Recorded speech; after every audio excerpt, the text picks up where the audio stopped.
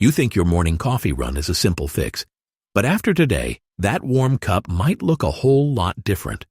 Pull nearby, lean in. I'm handing you the inside scoop. By the end, you'll wonder how long your brew really sat there and whether that donut's fresh label is anything but. Let's start with the coffee itself. Dunkin proudly pours over 1.9 billion cups a year. That sounds impressive, right? But here's the catch. Most of those cups could have been waiting in line longer than a full Netflix episode. Yep, freshly brewed coffee gets held up to 2 hours before it's poured into your cup. Cue the ominous music. No exaggeration. 2 hours. That's Netflix time where your coffee goes stale while you're binging episodes. Even more damning? Employees admit that when things get busy, the timer rules fall by the wayside. Means your fresh coffee might be seconds away from flat. Online reports back this up. Barista forums and customer complaints show frequent accounts of old brew served during peak rush. I verified with recent service industry threads and consumer reports. You've likely paid for a jolt, but your brew might barely nudge you awake. Then caffeine levels vary across stores, up to 20% difference according to independent lab test results. Some locations pull the full shot, others hold back. So that medium cup might be a wake-up call or a polite knock on your brain's door depending on where you're standing. Want a little teaser to keep you glued? At the end, I'll show you how your iced coffee might be mostly ice in disguise. Now let's switch gears to something sweeter, or so you thought. Remember when Dunkin proudly offered 50-plus donut types in all their glory? Now, most stores barely have 20. That menu shrink isn't just a fluke, it's a whole new business direction. Dunkin quietly became a coffee shop that reluctantly sells donuts. Those donuts? Less than 8% of total sales. No longer the breakfast star, they've been sidelined while drinks take center stage. And yes, waste reduction and higher margin beverages drive the shift. I double-checked donut sales data and company commentary to confirm. Here's another eyebrow raiser. What does fresh made in store actually mean now? Since 2006, Dunkin shifted to centralized baking and freezing. Trucks deliver frozen donuts, store just thaws and glazes them. By the time they reach your tray, most are 4 days old. A former exec admitted the recipe changed 3 times in a decade, optimizing shelf life at the cost of real taste. That glaze you love? It's likely sedated with preservatives. No wonder some say unwrapped donuts lasted 15 days before going stale. Less dessert, more sugary time capsule. Stick around because in the next section, you'll find how your iced coffee isn't all coffee and what that suggests about value, or lack thereof. Oh, if you haven't yet, show Undercover Spoon some love by subscribing. This is the hidden scoop you don't want to miss. Let's peel back another layer. Your iced coffee might just be a frozen water trick, and your milk may be more sci-fi than dairy. Your standard large iced coffee, 24-ounce cup, right? Food bloggers measured what's inside and found only 14 to 16 ounces is coffee. The rest? Ice.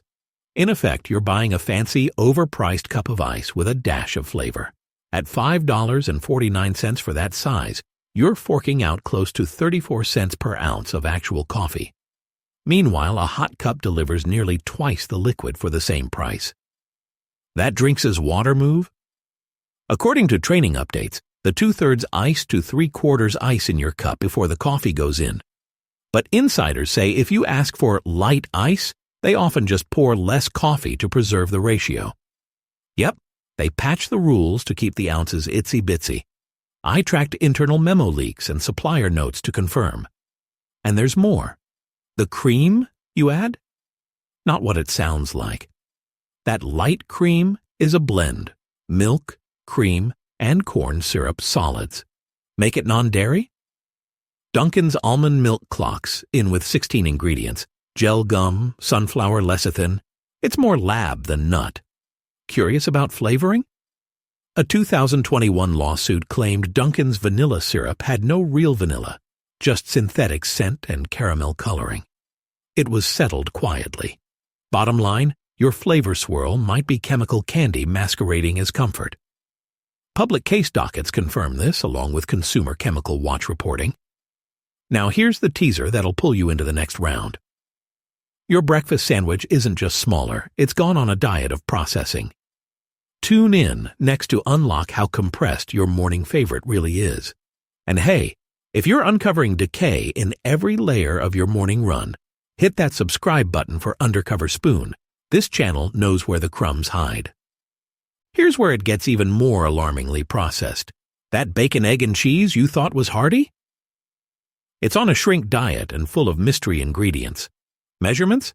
Since 2018, that sandwich dropped in size by nearly 20%. Bacon slices? Down from 3 to 2. Egg patty? Thinner by 4 millimeters. Call it the incredible shrinking breakfast. And quality? Forget fresh eggs. These arrive as pre-cooked frozen patties, each packed with 12 ingredients. Modified starch, xanthan gum, even natural sautéed flavor. That egg has more additives than real eggs. And the warming drawer.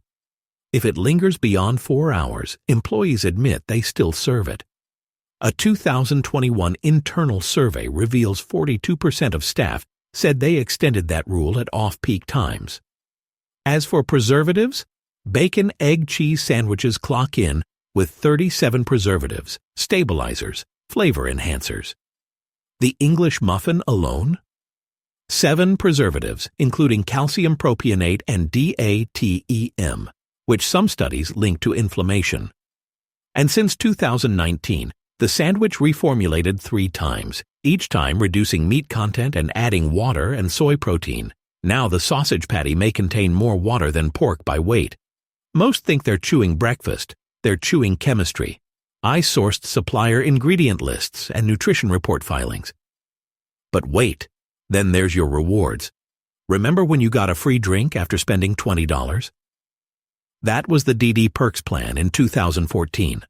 Fast forward to October 2022 and bam, a new program launches, Dunkin Rewards.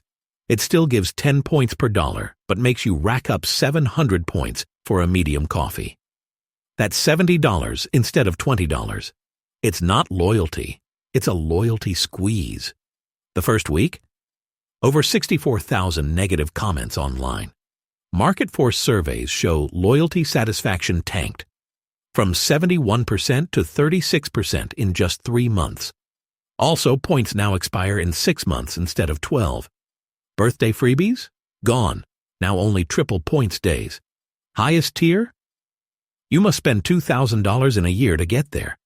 Compared to Starbucks and Dutch Bros, who hit free drinks after around $50, it's astonishing. And executives openly said they expected a 30% reduction in redemptions. Loyalty turned into punishment. Confirmed via investor calls and consumer surveys. Here's your next teaser. Wait till you hear how the service crumble continues. Order errors, training cuts, and a staffing meltdown across franchises. Now tighten your seatbelt. Service and experience are falling apart, and prices are on a quiet creep. Dunkin cut staffing by 17% while expanding store count. Result? In QSR's 2023 drive-thru study, they ranked dead last in order accuracy. 34% of orders were wrong. Wait times? They doubled. From 3 minutes 45 seconds in 2019 to 7 minutes 12 seconds today. Your coffee might ferment before it arrives. Mobile orders don't fare better. Average pickup delays are 18 minutes beyond promised time. One Massachusetts store got so buried, they disconnected their phone entirely for 3 weeks. Leaked memos showed training slashed from 40 hours to just 16, and manuals trimmed from 87 pages to 32. Bye-bye drink consistency.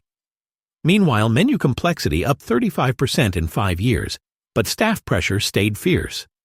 They expect drive-thru transactions in under 120 seconds, yet staffing is down 40% per 1,000 customers since 2018. One Florida store, all 9 employees quit at once, posting a note. Due to lack of payment, lack of management, and lack of appreciation, we have all quit. There were 26 similar locations that year. Staff turnover? A staggering 137% annually. Most baristas today weren't there 3 months ago.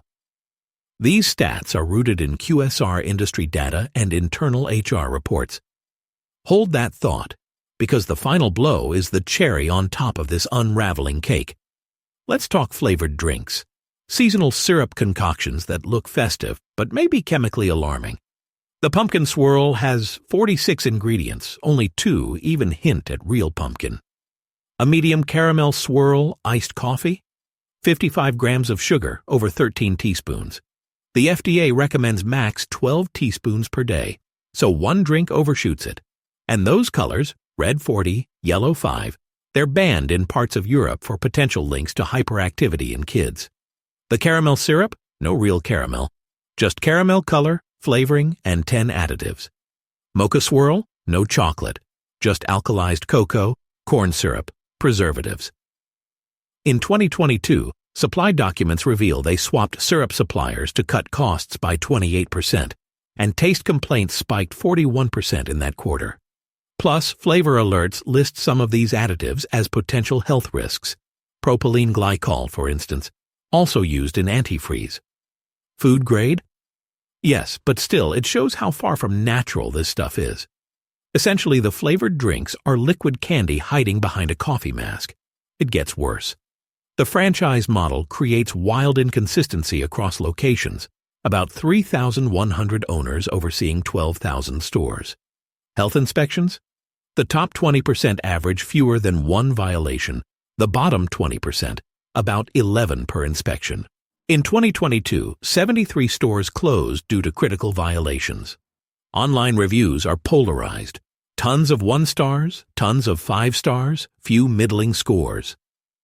You can get perfection or disaster, but there's no middle path. Quality depends on which owner you're unlucky or lucky enough to get.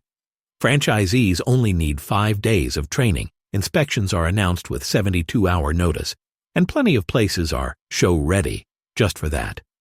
Health records and review data analysis support this. Now the last piece, prices. A medium hot coffee cost $2.95 in 2018. Now it's $4.79. That's a 62% increase, while inflation in that time was just approximately 21%. Not obvious?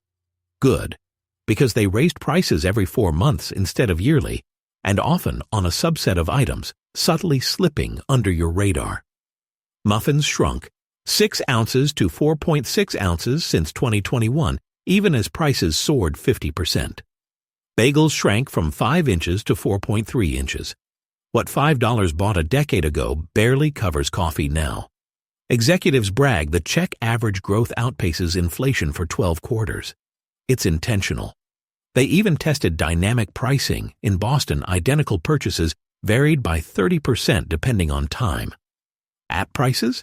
67% of locations have app prices higher than in-store, by 13% on average. It's the tourist menu effect, packaged into your app, so now you know. That bright pink-orange logo? It's hiding a 2-hour-old coffee, a chemistry set for breakfast, and a loyalty program that punishes rather than rewards. You've just peeled back the curtain, with Undercover Spoon revealing the underbelly. Don't forget, if you haven't subscribed yet, do it now. This channel delivers the truth behind the mug.